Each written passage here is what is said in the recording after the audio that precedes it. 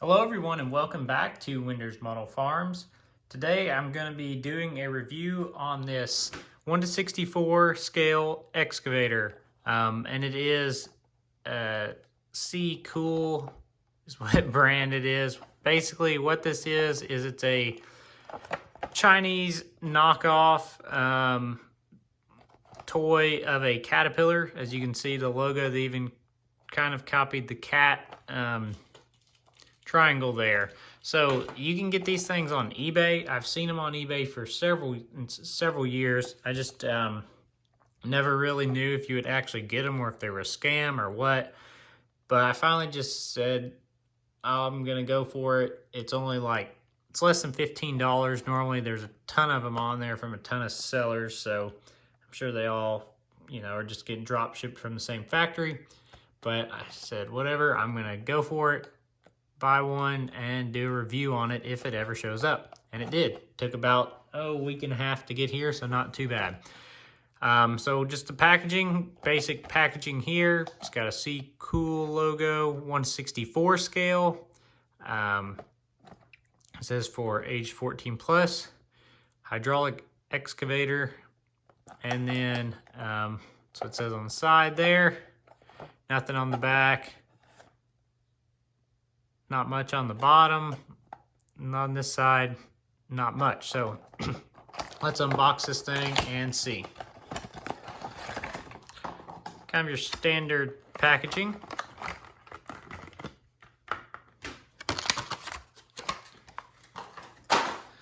So right out of the package, first thought is it is die cast, so that is nice. The boom is also die cast. Seems to be the only plastic would be the bucket, the cylinders, your blade, and the cab, as well as the undercarriage being plastic. So let's take a look at this. We'll just start with our boom. You can see hydraulic line details in the casting. We do have functioning cylinders, which is pretty impressive. Wasn't really expecting that. So all three cylinders do function, and they have quite the range of motion. So you can see it all the way up, lower it, turn it sideways here so we can see, curl it pretty good. So yeah, good boom detail as far as hydraulic lines in the casting there, as well as hydraulic cylinders that move. It's got that C Cool decal, supposed to resemble cat. The bucket looks fairly detailed. You can see there, nice teeth. Overall, I'd say pretty good. Pretty good as far as boom and bucket are concerned. Now, as we get around to the machine, we've got handrails here, as well on our cab here. A little detail up there. The yellow on the cab is a little off compared to the yellow on the die cast, but it's not the end of the world. Clear cab windows, you can see your seat in there. You've got your controls all right there. I'm not gonna lie, pretty good detail on the interior. Got our clear window in the top.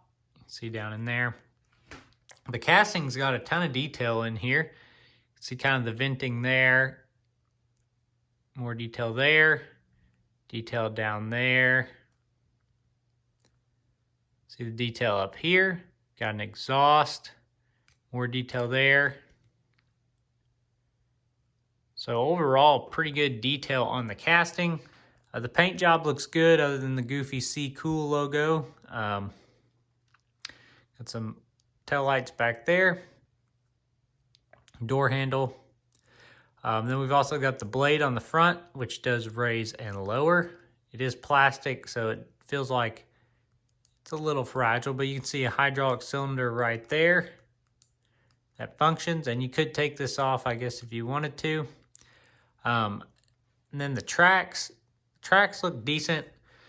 They are rubber. Now the thing with the tracks, if you look here, you can kind of spin the tracks if you wanted to, but there's actually no moving wheels there. They're just kind of set in the plastic, and then the tracks kind of just spin over the top of that, but nothing's really moving on the inside there.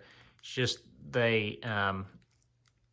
these things sit in the groove on the inside of the track, and you can kind of just spin the track over it. It doesn't do it very well. It's very tight as far, or stiff, I guess would be the better word. So they don't really want to move much, but they can. But as far as the outside of the track's pretty good detail, but the inside there, undercarriage, the wheels don't move. So that's going to be probably the biggest knock I've got against this thing so far, is that. As far as being able to rotate, you can go all the way around either direction. No problem. So that's pretty nice. Like I said, there's the blade. Overall, seems pretty good. Now my big question was, is this thing gonna be to scale? So let's get out our green light. Gooseneck, put it on there. And to me, it seems scaled fairly appropriately. If we had this thing sitting on here, it's not too wide. You know, one of these trucks and trailer setups should be able to haul one of these down the road. See there, as far as width go. To me, it seems fairly decent as far as scale. Here's my die-cast master Caterpillar. This one is a 320F. You can see here the size difference in the 320F compared to this. I'm not sure what size model this would be. If you have an idea, leave that in the comments what size cat you think this would be. But put them next to each other here. Get that out of the way. You can see the size difference. So I do feel like this Mini X is fairly well scaled, well detailed. It's pretty cool. So yeah, I would say biggest knock on it would be those wheels don't move, and then obviously it's not a registered cat product, licensed cat product, so they don't have the cat logo. They got all these goofy logos. I may take fingernail polish remover and wipe all that off and just maybe smudge it a little bit, wipe it off, so maybe it would look like an old cat one that the paint has been rubbed off or something. I don't know. Or I may just leave it. But it would be cool to get actual cat decals for this thing. So anyways, let me know in the comments if you've ever bought one of these, or if you have an idea of what size this would be, because maybe I'll order some decals for it. But overall, for $15 or less, not bad if you don't mind that it came from China. So anyways, thanks for watching. Hope this helps, and have a good day.